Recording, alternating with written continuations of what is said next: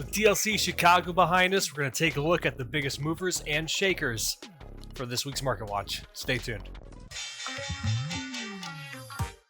What is up? My name is Brad, otherwise known as Bradcifer from the Inkcast. Welcome to another edition of Market Wednesdays. We're going to be looking at the different movers and shakers post DLC Chicago. We have the biggest one to start off with. It's Diablo, of course. It's at $52, around 40 cents. Only a minor increase. It's kind of fluctuated up and down. If anything, it actually had a little bit of a spike leading in to DLC Chicago around $53 and has gone down a little bit since then. The foil has also gone down a pretty decent 9%. But of course, it just took down the tournament. It won DLC Chicago. So of course, it's going to be a little bit more on the price side. I really think Diablo has found its sweet spot for price as far as that goes for the foreseeable future at around 52, between 50 and $55. I think that's where he's going to sit. If it was going to spike any higher than that, this would have been the time. It just won the DLC championship, which I guess is redundant to say.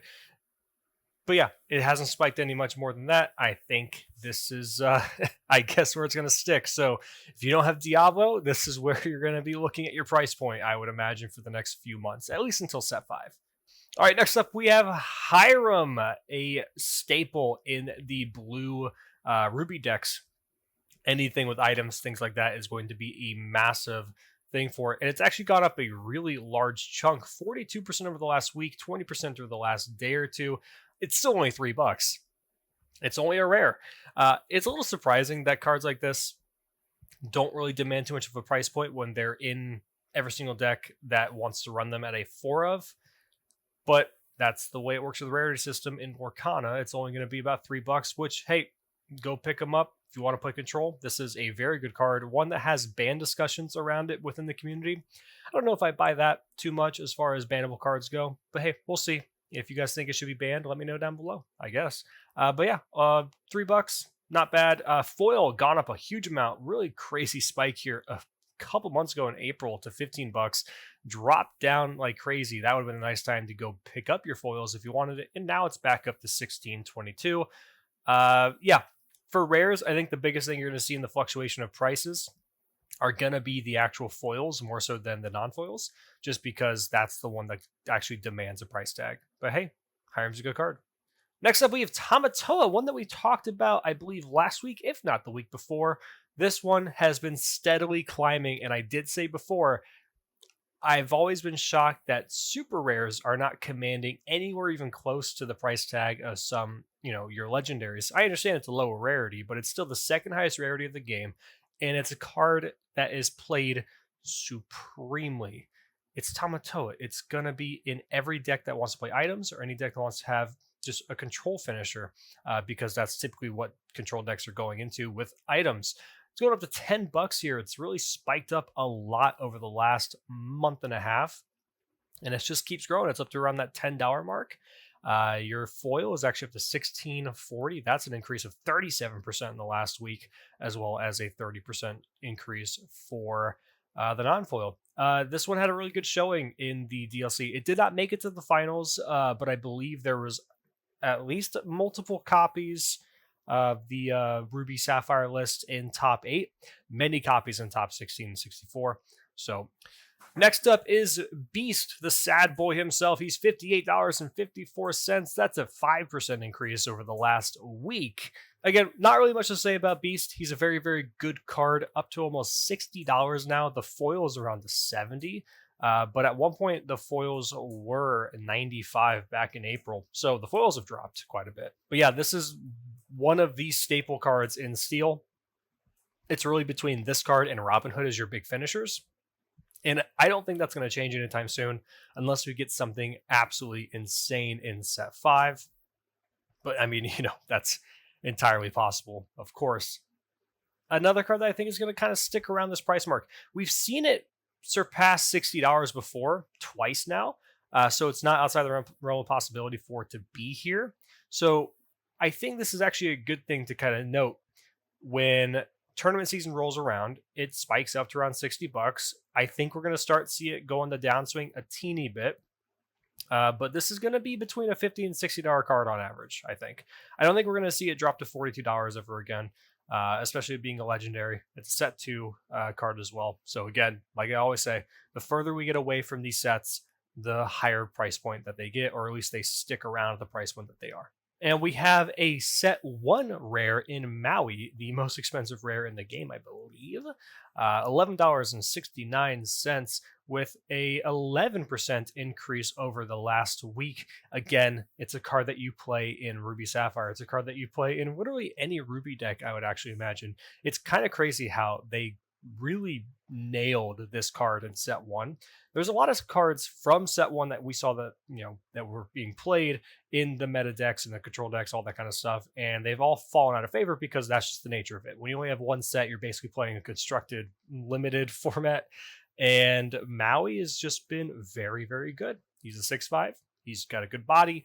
He deals with pretty much everything you want to get rid of. The only downside is he doesn't get rid of Queen's Castle on one hit. That's the only thing I can knock him for. But otherwise, yeah, it's most expensive rare for a reason. Very good card.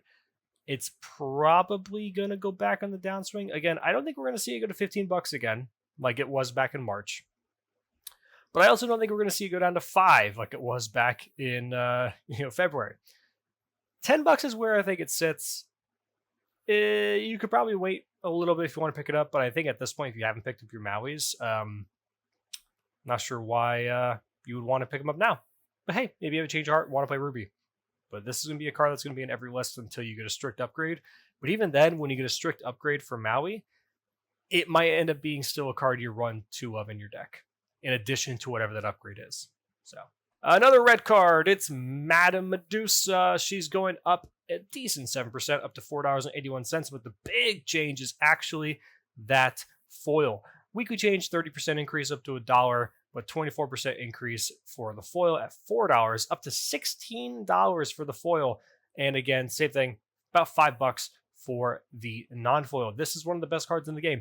This completely obliterates so many cards. Last week we talked about Piglet, the new legendary from last set, that I thought was, on paper, a really cool card, one that should see play and one should be very good. You know why he doesn't see play? Is because he doesn't do anything on entry, and Madame Medusa takes care of him.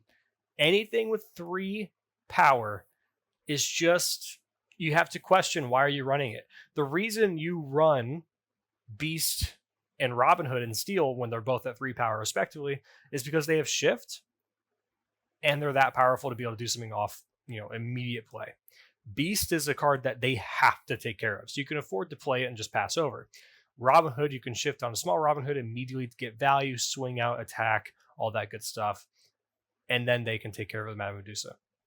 So anytime you see a card that isn't something that does something on entry and is 3 power, it needs to be a very, very good card otherwise, because this card invalidates everything else in all honest opinion. But hey, go pick up your copies. Again, this is a super rare. I feel like this should be like a $10 card. I don't want it to be. But based on my experience with like Magic and other TCGs, second highest rarity, sees play, one of the most played decks, is a 4 of in pretty much every list. I'm surprised it's not a higher price point, but hey, take advantage of that. Go pick up your copies. Seriously. Next up, we have this one is actually glitched up. I don't know why on Lorcana.gg. Big Tinkerbell from set 1 just does not show for some reason, the image. But this is Big Tinkerbell. Going up a little percent, only 3%, 26 cents the last couple days, but 13% over the last week, so $1 change. This is just really fun to look at for this graph. And this card has pretty much existed forever. Around $10 is where it lived. A little up and down throughout the last few months, but then once you hit April, around the time set 3 came out, just non-existent. Which actually, this is leading into the first set championships and then going into Atlanta later on. It's a card that doesn't really see play anymore. But in this Bucky world, where you have a lot of cards that have 1 toughness, like Bucky, like Chris Merfolk, things like that, then this could actually be a player to consider in a lot of these steel decks. Well, time will tell. I still think it's a solid card. Again, another super rare from set 1. But we saw with Tamatoa already reaching $10, and this one has the potential to go back to $10 because it's already been there before. Just calls for the right meta. So this is the best chance, I would say, to go pick up your copies at as low as they are before they climb up any higher. Under $10, that's a good deal for my opinion. But you know, we'll wait and see. It's again a set one card. It's hard to pass up on set one cards in my opinion when they're good deals. Next up, we have Mickey Mouse Musketeer. Now, this is not the set one card. I believe this is a promo card. It doesn't specifically say which promo it is, but it's probably the D23 promo. Reason it's $96. No, there's another promo. I'm actually not sure what promo this is. It doesn't really tell me, unfortunately. And in the bottom left, it just says promo 1. So yeah, this one's not really one to consider too much. Crazy changes though. Down to 84, now to 95. So if you have this, good for you. It's about $100, but otherwise, it's not really a card that you play. And last, we have Elsa, Spirit of Winter, a card that I'm actually surprised has fallen out of favor so much. I know it's 8 costs, but it has Shift 6.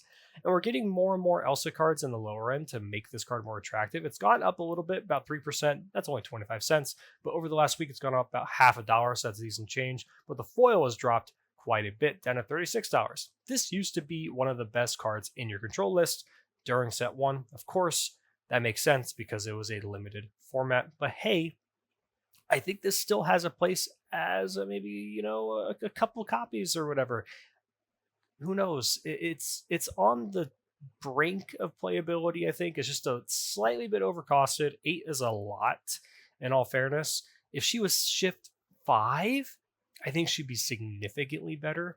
But hey, if you at least want to collect or have legendaries from set 1, I really don't think this card's going to be this cheap forever. And she's been this cheap for a while. She was $15 for a long time and then has just slowly kept going down and down, and now she's starting to have a little upswing again. But we've seen these upswings and they always end up going right back down again. So maybe this is the time it actually manages to continue going up, or she's just going to be a $8 card forever, in which case it's Elsa. Grab it. It's a collectible. You can always get it graded, sell in the future, or maybe it sees play. But that's going to do it for us here today. Let us know what you guys are most surprised by when it comes to the results of DLC Chicago in general. What decks won? Do you think there should be any bans, anything like that? Let us know down below. And what are you looking for in particular, and what you're going to pick up, if anything, on this top 10 list? Or maybe there's something that didn't make the top 10 list that you picked up and you were just very happy about. But that's going to do it for us. Enjoy, like, subscribe, all that good stuff. Bye.